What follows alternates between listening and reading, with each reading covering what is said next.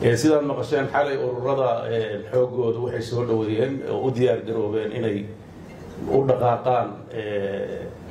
diiwaangelintii oo ayaamahan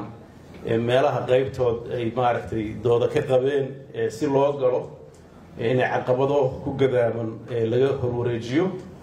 runtii dowlad ahaan wax badan oo la soo bandhigay ama 95% oo la garowsanay si aan gacan u siino inay fursad u helaan inay tartan shariif ah oo hufan u dhaco oo loo sameeyo wax nagu cusub weeye waxa cusub mar walba shakigiisu leeyahay laakiin waxa anaga diyaar u nahay wax kasta oo shaki geeni kara inaan ka saarno idinkana waxaan rajaynayaa inaad dalka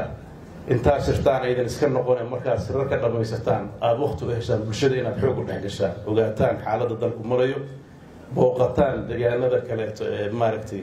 aan ahayn garoowe soo aragtaan duruufaha dalku ku nool yahay